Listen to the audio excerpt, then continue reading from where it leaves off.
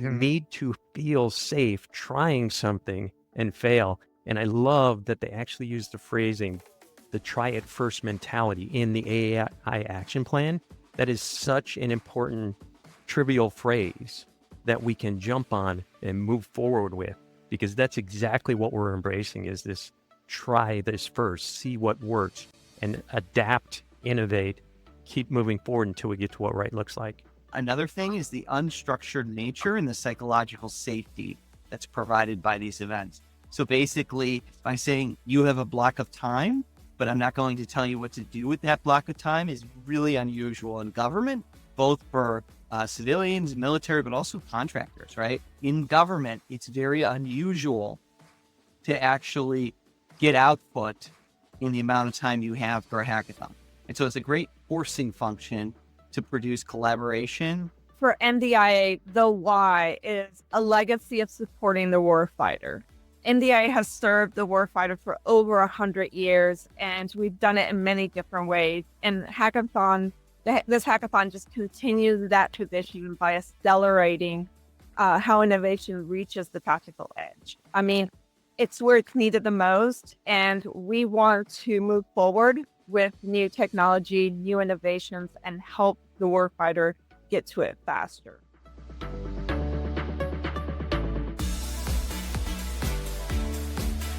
Welcome everyone to today's episode of The Future of. I am really excited, and actually I'm always excited doing these, but I am really excited today to be joined by leaders from the NDIA as well as the Navy's Chief Digital and Artificial Intelligence Office. Today, we'll be diving into how hackathons are reshaping the way we tackle urgent national security challenges, the why, the how, and the what. We're going to be exploring this movement and how together we are leading the charge in this upcoming hackathon, and how participants, partners, and our defense community are coming together and what they can expect both during and after the event. Joining us today are experts who've made defense hackathons real and impactful across the Department of Defense. First up, I want to introduce Jen Walsh. She is Director of Divisions at NDIA. She leads several innovation programs and collaboration across the defense community in both government and industry. We have Kevin McQuarrie, retired Army Lieutenant Colonel and an affiliate professor with George Mason, and a driving force behind hackathons across the DoD, including the Bravo series. Finally, we have Stuart Wagner, Chief Data and Artificial Intelligence Officer for the Navy and founder of the Bravo Hackathon series, bridging cutting-edge AI-driven solutions to defense at remarkable scale. I'll give you a second to add additional information about your introductions. So, Jen, if you would like to go first. Thank you. I appreciate it. So we have at NDIA 28 divisions, and I support all of them in an overarching capacity. But I do have some that I'm primary, one of them being the Data Analytics and Enterprise Platform Division. And that's how I got involved in the hackathon here at NDIA. Kevin, would you? The role that I have in NDIA is the Deputy Chair of the Hackathon Subcommittee. This is a passion project that it's a volunteer effort that has synchronized the effort that we started years ago in the DoD with the Bravo Hackathon series, and have evolved it in terms of spirit with the upcoming NDIA Emerging Tech for Defense conference. Great. Sure. And Stuart. Yeah, and thank you for having me on. I've enjoyed kind of collaborating with Jen from afar and Kevin from a bit closer. So Stuart Wagner, Chief Data and Artificial Intelligence Officer for the Department of the Navy, previously was Chief Digital Transformation Officer for the Department of the Air Force, and a Senior Data Scientist and Data Advisor for the Chief Data Officer over at OSD. Before that was a software engineer at Microsoft, worked extensively with telemetry data off of the Windows operating system and Azure Cloud, and participated in and attended a number of hackathons just as I was learning to code, up to being kind of a proficient software engineer and data engineer, and then organized a number of hackathons at the DoD, among other kind of software and data-driven initiatives that I've led at the DoD. Glad to be here. Great having you all. So, as I like to with all of my conversations, I like to start with why. So let's get into a little bit of the challenges that we're seeing from the defense side around innovation, and get into a little bit of how they're looking to solve that with activities such as hackathons. I think, Stuart, you had a lot of great information that you were talking about on that. Yeah. Okay, so how do hackathons help the DoD? I think is your question. There's a few ways that we've found by running. We've now run approximately, depending on how you count them, about 10 hackathons at 3 different combatant commands, and something like 4 or 5 different physical locations within the continental United States. Various classifications from basically proprietary government data known as CUI, or controlled unclassified information, all the way up to very high classifications of data. And so we've learned a lot, and we've produced over 200 operational prototypes. So prototypes from operational weapons data and system data. So you could think of like bits off ships, bits off subs, bits off jets, bits off IT systems, right? And the bits is just a euphemism for data, right? What have we learned? What have we encountered in terms of challenges? There's a lot of different challenges in running these events. The first thing I would say is these events are basically, they are intensive software development and capability development, including hardware development activities. So what hackathons do is they time box, which is a known way to improve basically productivity among humans. It starts with a start time and it ends at an end time. And between those periods of time, there's work that gets done and activity that takes place. And by forcing a timeline on a number of humans, and hackathons can vary from 10-person or 20-person events all the way up to what we ran at our highest, which was 700 plus personnel. There is activity that takes place, and then an output that takes place.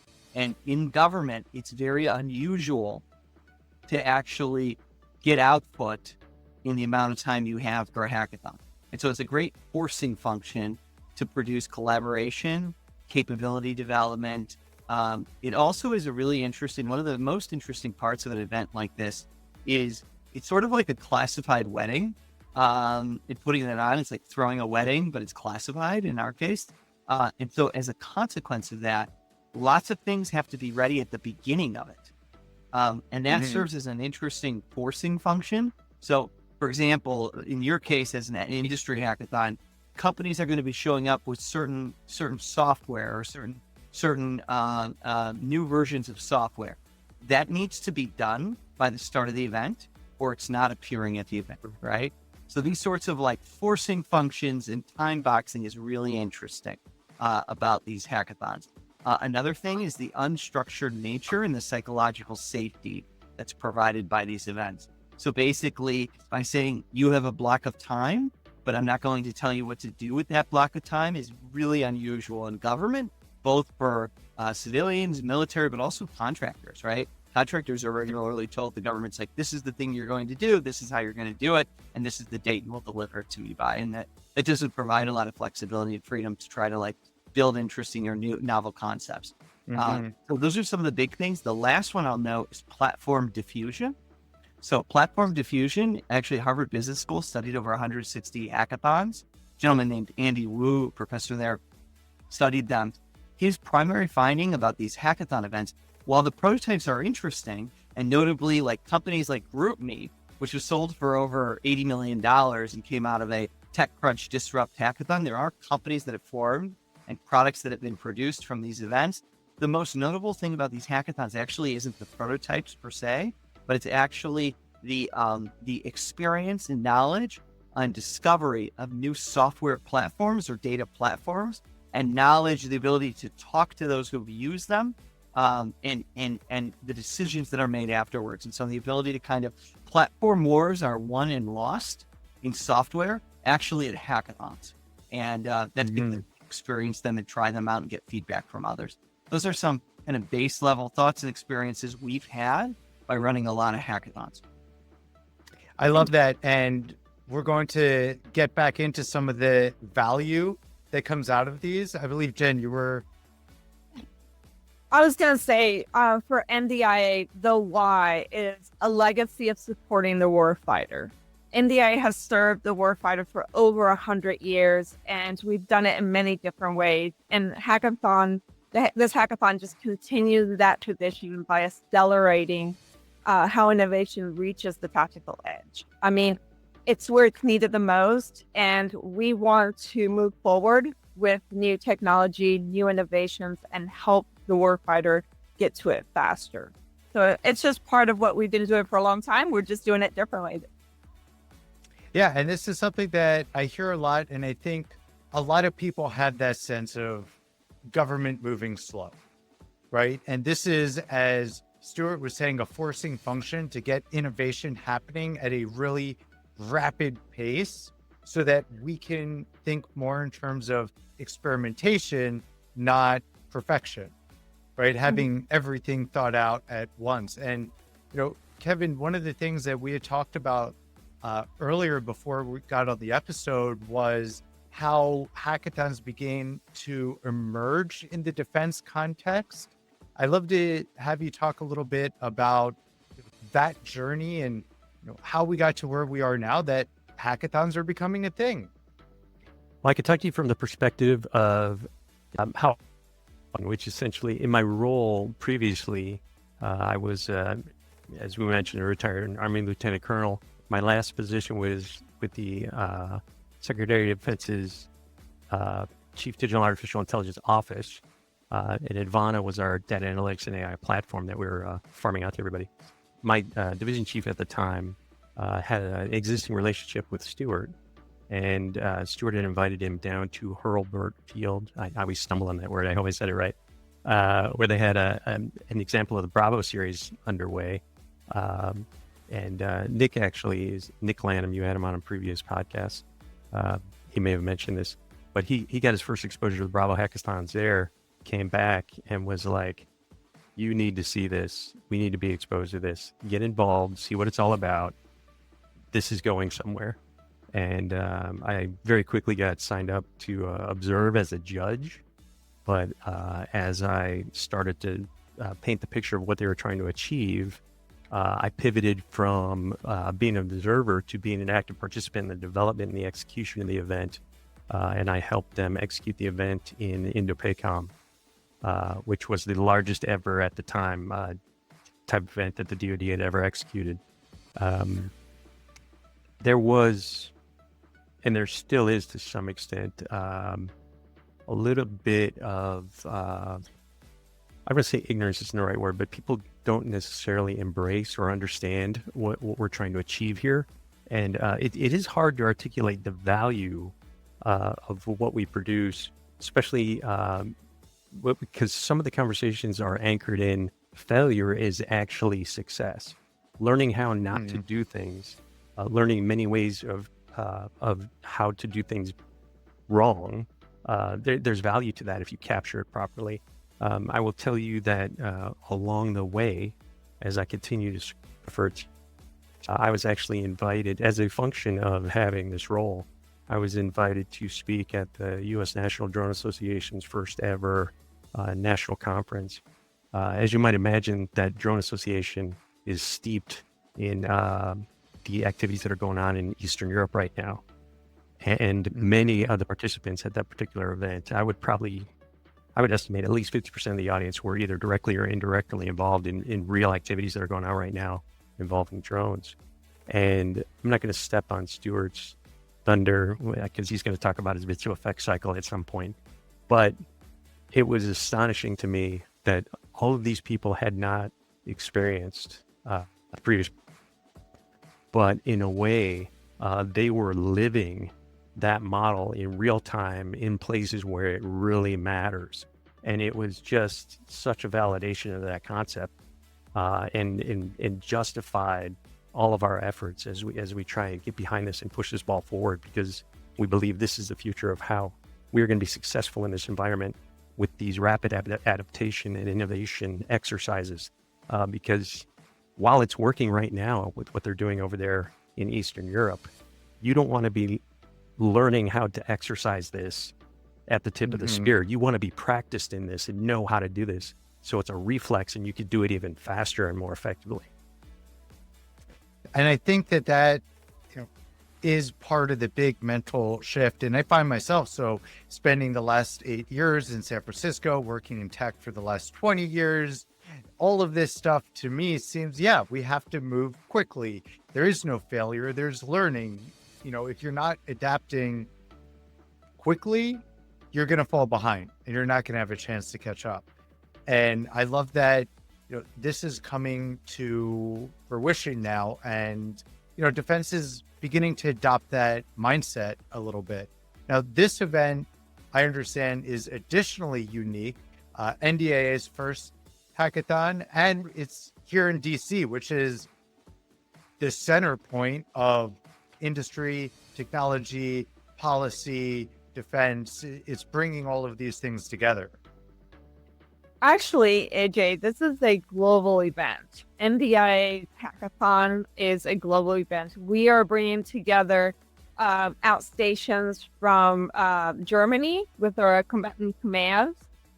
We are bringing also from Hawaii with another one of our commands, Mar4 Pack. Quite a mouthful. So what we're doing is we're bringing all of these outstations together under one platform, and we do have the Fuse building at GMU that we're having in DC, and then they're going to be moving to the convention center. So the finalists are going to be, along with other exhibitors and demo teams and our keynote speakers. So really, we're bringing together coders, operators, warfighters, creators globally from many places, working together on real life use cases. And this is something that NDI is very excited about. Yeah, it sounds great. So, Stuart, you mentioned a lot about bits, a lot about classified data, some of them not classified. Let's talk a little bit about some of the expectations with this particular hackathon. Who are the participants? Who are you asking to come in here? And then you talked a little bit about the outputs, and we'll get to that in a bit. But let's start there. Sure. So my understanding is you guys are seeking basically participants representing everybody. So American citizens, contractors, industry, government, military, to participate. Academia. And so academia, of course, and as well as foreign partners. So I think that's fantastic.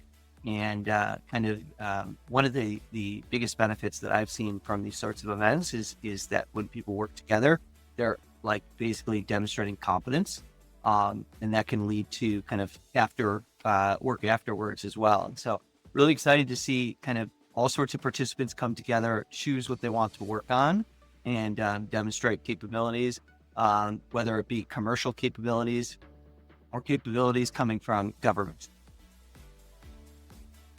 And we talked a little bit about the different outcomes and the interpretations of those outcomes.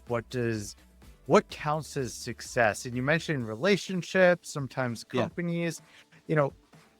A big question that I see a lot when I work with enterprise organizations who are looking to do these hackathons, they're saying, well, what's going to come out of it? Why should we care? How do we ensure that there's lasting value? And I would love to hear from the three of you about that what is that lasting impact story that we want to be able to tell? Yeah, everybody's super excited about this piece of it, and there's so many facets to this, and that's the beauty of it. And I think validated by emerging policies that are coming out that I'm sure we're going to talk about at one point. But Stuart already talked about the relationships. It's super hard to quantify that in terms of a metric, but when you design the model for your hackathon as you have someone who's got a problem, and the beauty of the Bravo series execution was this, in my view, as a warfighter at the time and still thinking in those terms. You do a job and you do a job well, and you're provided tools, right, to accomplish that job. And someone designed those tools, but 99% of the time, it's not the person who's actually using the tool, right? So, and I always try and keep this in general terms, but when you live something every day, you realize how flawed this is and how it could be more efficient, right? But you don't necessarily have the ability or the resources or the positional power to affect change in this, right? But so what happens is you're able to articulate this problem and you're able to present it to people that can help you with this problem. And then collectively, you're the subject matter expert that really understands the use case and the requirements that you're trying to get to solve this problem, to make whatever you do better and more efficient. And then you're finding resources that you didn't even know existed, right? And a lot of times, and this is my frustration when I was in uniform, you are trained to do a job a lot of times, but then you get somewhere and you end up being like a scheduler. Or in my case, I literally was a party planner for a year as a lieutenant colonel at an installation, and their annual birthday ball was my full-time job, right? I'm a network systems engineer. This is what somebody thought was more important. So those technical skills erode, right? And you get very frustrated. This is an opportunity for people to exercise that muscle, keep those skills fresh, and continue to develop it, and get exposed to people that can recognize that talent, which is super important because then it could be captured and magnified. I could keep going, but I'm gonna pass the baton at this point. Yeah, Jen. So to NDIA, the most important thing was to find judges that were meaningful. We wanted to bring people to the hackathon that were going to judge these projects that could be action officers or someone that could take these projects back and say, this is a great idea, we should pursue this. So we've been lucky enough to work with Stu and other offices within the DoD to bring those judges. We're working with RNE, ANS, the different CDO, like joint staff. So we wanted to invite people that would make a difference to these hackers, not just someone that said, this is great, I'm not sure what you're going to do with it next, but be able to actually take an action on those. I'm going to take a slightly different view if you're okay with that. So your question was basically, what are the outputs and outcomes and how can you guarantee them? So the answer to the second question is you can't. You can't guarantee them. This is not so different from venture capital investing. So the venture capital model is an asymmetric return model. What that means is that a large portion of your return comes from a small number of bets you made. The consequence of that, said negatively, is most of the bets fail if you're assessing them at a project level. So if I was to take your question, and go to a large venture capital firm and say, as an investor, potential investor, an LP, and say, how do you guarantee your bets will succeed? Their answer to you would be, we can't. But we diversify our bets, and oftentimes a small number of them pan out quite well and return the fund 3-4 times over. The same exists with hackathons. Okay. And so if you asked me, as I was planning an event, what is going to get accomplished? Seems like there's some promising projects, but I can't guarantee anything. If you were to guarantee things, it becomes more of a demonstration or a rehearsal and less of a hackathon, i.e. we're showing up, we're going to take this software we've already developed, we're going to import this data set, and we're going to run a demo with it. Okay, that's a demonstration, but that's not an invention or a novel capability. In order to develop novel capabilities, you have to take bets. Those bets have to have risk. Those risks need to occur on many of the projects that take place. And some of those projects don't pan out or don't succeed or don't transition. The point is that if we're going to take bets, we need a space that's psychologically safe to do that, that celebrates those efforts and that enables those really promising concepts or ideas to break out. And I think that's what a hackathon is supposed to do. So the output, I would assert, is actually not a guarantee of any particular transition, but rather in the event that there is a promising project, we have the judges in place, the institutional support in place, the software companies and VCs that are ready to fund to allow that transition to occur, right? And to allow that concept to deliver. That's how I would think about a hackathon, and the hackathons that I've participated in and helped build. That's how we've developed them, to take on serious risk, but also as a consequence with that risk, develop significant outperformance as a consequence that is a value, basically return on investment or return on time. If I could jump in, the linkage between what Jen and Stuart just said is super important. One of the key pushback points that we got with the Bravo series was the so what, what's next, where's the value, right? And it's very hard with the way that government functions to take something that's very viable and move it into a production space, because you immediately get people throwing you the Heisman. We can't do that. There's a process, cybersecurity risk. You pick a blocker, right? The marriage between what we're trying to accomplish with NDIA and that exposure that Jen talked about with people who can make those decisions. You synchronize that with emerging policy that's coming out, most recently with the AI action plan, right? Which mentions hackathons by name actually in there if you read the document. And you talk about what Stuart's talking about. All these pieces come together, including the cybersecurity piece. We have Katie Arrington on her way out. John Sherman backed her up. They talk about how we need to rethink how we're approaching risk in this space, because we can't admire a problem for 3 to 5 years when, the adaptation cycle is so fast. So we need to learn how to get past this in culture. I think this is a first step in trying to get there, in following the Bravo hackathon type model and getting the exposure to the right people like Jen was talking about. And I would add that it's important to go back to what Stu was saying and reward those projects that have made it far enough to be a finalist and move them from the Fuse Center to the Emerging Technologies for Defense Conference and Exhibition to the main floor in front of people that they're going to be able to talk to, be able to, show their project. And then we're going to have a award ceremony on the main stage and have trophies that we're going to give out. They're going to be recorded. So it's more than just that. We want to reward those people that have taken the time, taken a week out of their lives to work on these projects and to bring that back to the warfighters. So it was very important to us to make sure that they knew that, it's not just, there's failures and there's wins, but we need to reward both. And, winning a lot of times is exposure as well.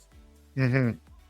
I look at it as innovation is a muscle, right? There's two parts of that. One, it's learned. Two, it's trained, right? And you do that by repeating the innovation cycle and the experimentation cycle. So that's one of the things I'm most excited about, is when, Kevin, you were talking about those detractors and the people who are saying, no, we can't do it. One, living in the past, right? They were always told that they can't move that fast. 2, there are legitimate concerns that have to be navigated. But then 3, they likely have never seen it move that fast. And, not only are you moving fast, but Jen, what you were saying, rewarding it starts to build that positive momentum around innovation. This is, wow, we can do something like that. I think that's part of what's really important here. I mean, I love to dig a little bit. We talked more on the policy side of things, but as I understand, like even the term hackathon, Stuart, you were differentiating between hackathon and demonstration. Even that term hackathon was met with resistance. Yeah. So, let's talk about some of the other unique challenges that it took to get to where we are now. And are we still facing challenges? What's it going to take to accelerate this forward? Yeah, I think there's a few challenges here. The first is the word hack is scary to a lot of people who aren't technical that I think need to get more comfortable with that. The word hack actually came out of the MIT AI laboratory and actually the Railroad Club. It refers to basically an immersion capability or calibrating a capability. What they were doing back then is they were taking existing software or existing hardware and making small tweaks to it to do unusual and novel things that provided kind of entertainment value, or what was known at the time as hack value. And they continue to do that today, actually, there. And these demonstrations were done, these changes were made that would then just provide entertainment to the group of technical people working there. And in the 90s and 2000s, hackathons sort of took off as basically intensive events where you would attempt to develop a novel capability from an existing one. And it turns out that kind of like the future of warfare today, it turns out what's taking place in Ukraine and CENTCOM are actually just like small calibrations or adaptations. It's not so different from a hack. It's, and so I think this word needs to be kind of like perhaps evangelized and understood, is it just means to develop a novel capability. The reason it's been attached to hacking software or to cyber attacks is because it turns out unusually functioning software or novel software can also become malicious. And that's where that word kind of collided with cyber attacks and cyber capabilities. But a hackathon is just novel capability development, and it can include cyber, but it actually does not primarily focus on it. So once you're past kind of the cultural side, the next challenge we face is basically the psychological safety and a permissive environment. And so within kind of the Department of Defense, it's extremely unusual to have psychological safety to go and try to pursue a new concept, especially without top-down authority. So what we tried to do with our series and events and what we'll be doing in future events, continuing to do, is basically permitting anything that's legal and then allowing the engineers to develop something new. But this is like in deep contrast to how the top-down hierarchy is supposed to function. Our kind of hypothesis or assertion is that actually the top-down approach is probably great in terms of command and control and other military kind of like driven actions and behaviors. It's actually the right solution probably 90% of the time. But that 10% of the time, actually bottom up, is also going to develop some novel and new concepts that just people at the top won't be able to see. Mm-hmm. And I'm not sort of getting up there and I won't be able to see that. And so permitting others to basically engage, demonstrate what could happen or what could be, and showing new problems, evangelizing those problems, is really a benefit. The next biggest challenge we faced was classification. And so once you have kind of this permitted environment, you can do kind of cool stuff with it. You're allowing many people into it. The question becomes, is this going to be a professional event? Will you be able to maintain the confidentiality or classification of the information. And that was a problem that we faced as well. And so between all of those challenges, there's just a lot of lack of understanding. Most DoD people haven't been to a hackathon before, and so they don't understand the potential value. But once they attend, people like Kevin and others tend to see the immediate value of just getting a bunch of people to do work. The last thing I'll note on this topic is a lot of people who are sensitive about hackathons, like willingly and regularly attend conferences. And so conferences sort of are like, I would compare a hackathon. I think the most comparable part of a hackathon is actually to conferences. There's, APSIA conferences and all sorts of different DoD conferences that take place where large groups of people go there and see a single person speak for an hour. There may be some networking outside. You may get coffee and you might incidentally run into some people we meet, and that's positive and valuable. But the only output I can guarantee from that conference, you asked me to guarantee outputs, is talking. It's a talking conference. And the only output I can guarantee from a hackathon is that somebody's going to have some software outputs. They may or may not be useful. They may have some AI capabilities that may or may not be useful, but at least we took a shot, And so I would say to the people who've been kind of skeptical of these events or the outcomes of these events, to actually take a look at the talking conferences they attend and the amount of outcomes that come from those events and contrast them to the hackathons. I don't think there's no comparison between those investments of time and capital and the outputs that come out of them. Does that answer your question? Absolutely. And I would agree with you. Doing a hackathon, working together, it becomes a one-to-many function, whereas going to a speaking event, it's a one-to-one, unless you're speaking. But even then, after speaking, it's still a one-to-one, but you get more intake. Kevin, I saw that you had raised your hand. You wanted to add to that. Yeah, no, it's hard for me to work in concert with Stuart because we tend to jump on each other. We get very passionate about this. I completely agree with the cultural aspect, but I come from it from a different position in that I philosophize that it's got something to do with Hollywood, actually. And I will tell you this because of my ground game, especially once I joined NDIA and started the ground game for setting the foundation for this event. As I was out there trying to recruit people to the effort, when you try and explain what you're trying to do, what a hackathon is, you immediately get that negative connotation that Stuart was talking about. And I found the most effective tool was pull out your phone, Google hackathon. What does it say? And the definition is what we're talking about. And you just see the light bulb go off. They're just like, oh, I get it now. And of course there's that trust that people, and wherever you can get that foothold of trust so that people believe in what you're trying to do, that's when you start gaining momentum. So that's super important. I would also argue historically that this is not the first time it moved. You look at what we did during World War II. We're a nation at war.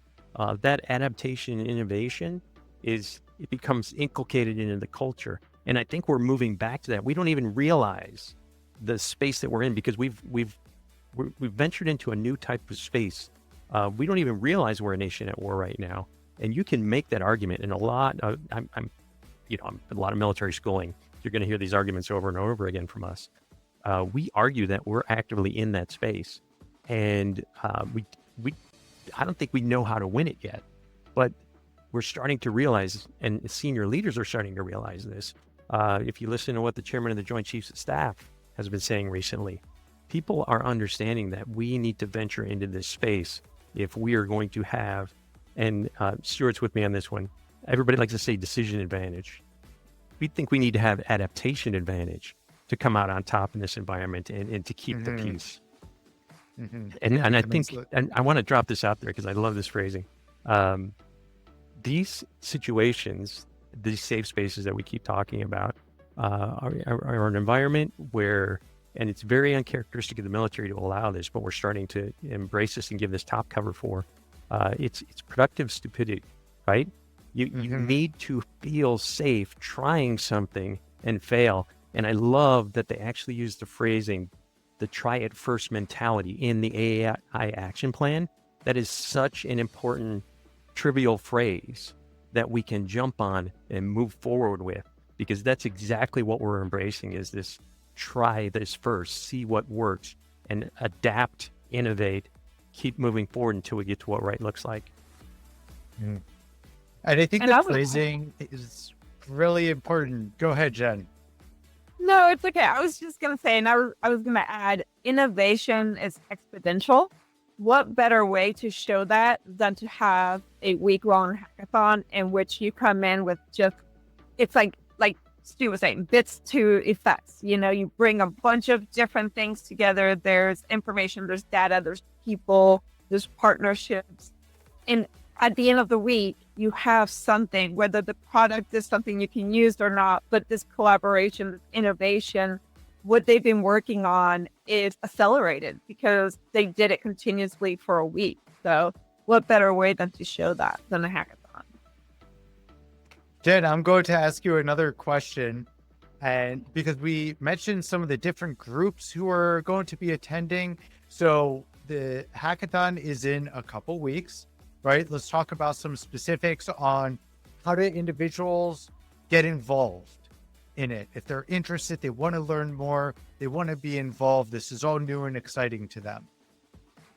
So the best way to start is to register at the website hackathon.ndia.org.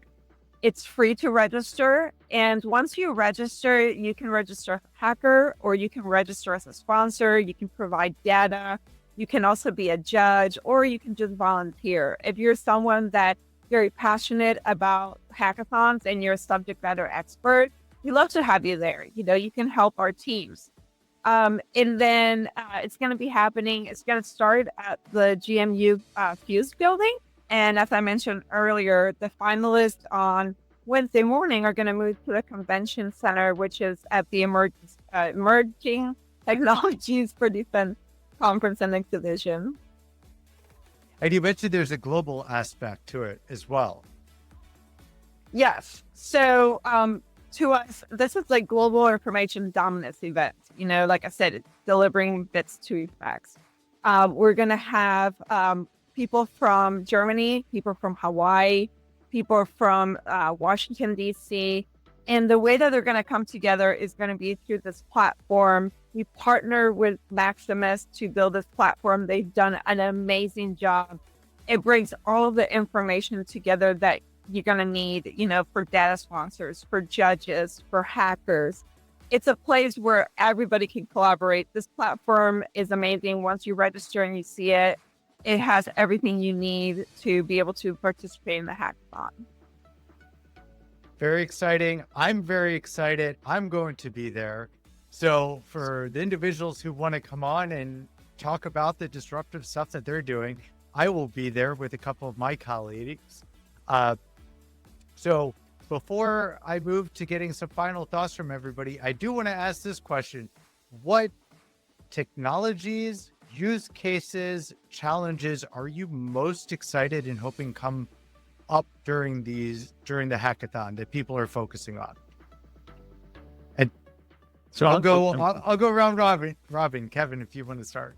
I can't get into the specifics, but I do know that this is the first time that we're venturing into the space of including additive manufacturing and drone activities for these hackathons.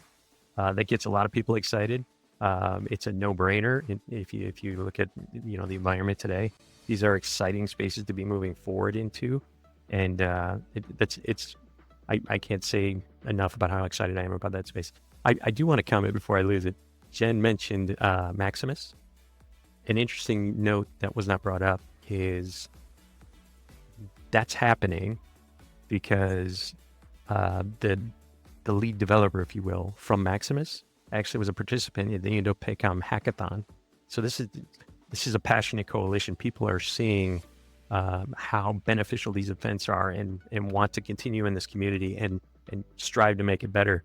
And if you experience that portal for registration, that's one of those outputs. That's mechanism that's improving the way that we can exercise these events. And it's something that we can carry on and continue to improve going forward so that we continue to benefit from these events. And for everybody who is tuning in, I will drop those links into the comments. And at the same time, as we move past the events, I'll link to other assets and videos so you all can be part of the outputs coming from this. Stuart, same question to you. The technologies, the challenges, what are you most excited, hoping to see come out of this? Yeah, I think additive manufacturing is pretty interesting. The way I think about it, though, is 2027 is not so far off, and we need to be ready fundamentally. We're not going to be able to rebuild our fleet in a year. We're not going to be able to produce a bunch of new jets in a year. Our munitions, we're trying to resolve and build more of them. But fundamentally, the things we have today in the event that there's a war will be the things we use in a war. There's not a lot of changes that are going to take place between now and then. So what that means is that the way in which we can influence a near-term future fight is the way in which we learn and adapt and calibrate and update those systems that we possess today and the humans that are trained on those systems today. There's this concept, Kevin and Jen have mentioned, the bits to effect cycle, the idea being basically from the creation of data to an effect. That's like our goal. That's the definition of learning and adaptation cycle, is from the creation of information to an effect. There's a series of steps we have to go through to get there. And we want to do that faster. And so organizations and people, basically teams that are working on this concept of taking data and rapidly adapting some sort of system, whether it's a computer system, whether it's the way in which we employ that system, strategy and operational planning, training and exercises. We're really interested to understand and see how we can learn from those teams, how to learn and adapt quicker to be ready for 2027. Can I give context to what he just said? Please. Only because Stuart dropped a year, but maybe to the average listener, it doesn't have any context and it doesn't make sense. He's referring to and this is open source, you can look this up. Admiral Davidson dropped what is colloquially known as the Davidson window. And that's the point in time, if you will, when military strategists believe that China will effectively have a powerful enough navy to seize Taiwan. And that's a military strategy point. That's why he dropped 2027. It wasn't random. Mm-hmm. Thank you for the context. I do think that that's important to understand when we talk about, the driving forces behind hackathons, the reason why we're seeing more and more of a shift towards we need to invent faster, we need to innovate faster, we need to provide that psychological safety and the room for new creative solutions, because in a way we are running out of time. And time can mean a lot of things. There's a lot of reasons, right? If anything, just moving faster is going to benefit us all. I wanted to ask Jen the same question, the things that you were most excited to be seeing at the hackathon. I think it's going to be a combination, as Kevin and Stu mentioned. It's going to be additive manufacturing. It could be AI, drones. But the most important thing is something that's going to save lives, because we're going to be able to make decisions faster. And we're going to be able to get things faster to the warfighter, whether it's a tool, whether it's, life-saving supplies or, anything of the sort. So if we have an output that, is able to fulfill that, I'll be happy. I like what you said, saving lives, because there's definitely, I see it, and in lots and lots of industries, delays in information create risk to human life, right? Especially around safety, especially in these really heavy industries, and especially out in the field on the front lines, right? If you're not able to make decisions faster, get those decisions out, react to real-time data, you're going to be behind. And that latency is going to cause damage to people, to lives, to your ability to act and think strategically. So with that, another round robin question. Any final thoughts that you wanted to add as we wrap up? I would say one thing. We are very excited about being able to invite all of the hackers to the conference, to the Emerging Technologies for Defense Conference and Exhibition.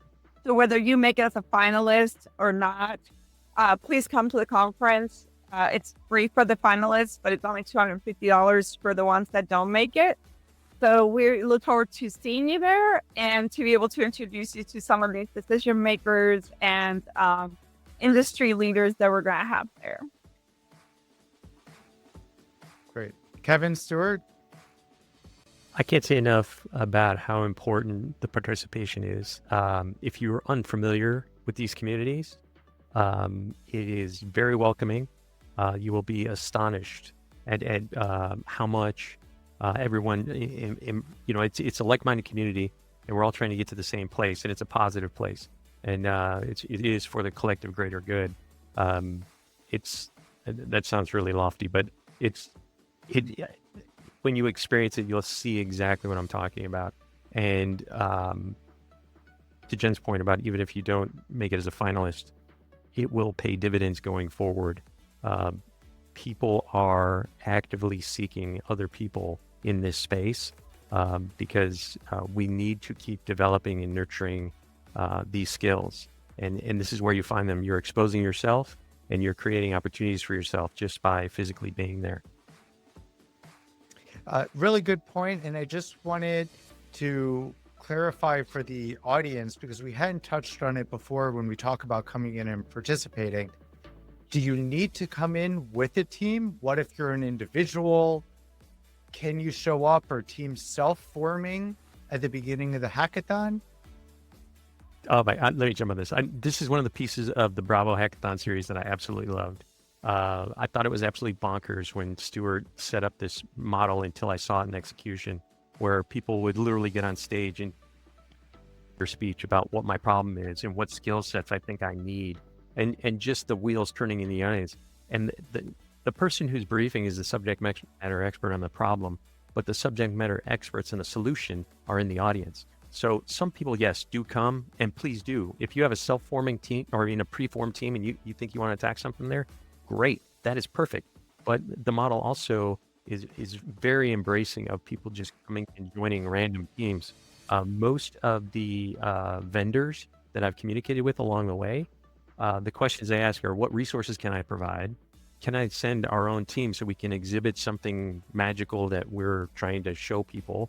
And it's important to us, is what they were saying, that we are able to embed our talent on random DoD teams so that we can get our people inculcated into this environment, because this is a DoD themed, event, and a lot of people in the vendor space don't necessarily know how to think about problems the same way that people that are well versed in the DoD do. So this is a win for everybody. And if I can say something really quick, because I think this shows with all of us here, everyone there is passionate about what is happening at the hackathon. From the people that are leading the organization to the hackers, to the sponsors, the data providers. And that's why we wanted to make it free, because we want everybody to have the opportunity. We know that people that come and take the time, especially this long of a time, are passionate about what's happening at the hackathon. So, thanks. And Stuart, your closing thoughts. Sure. So I would view this as so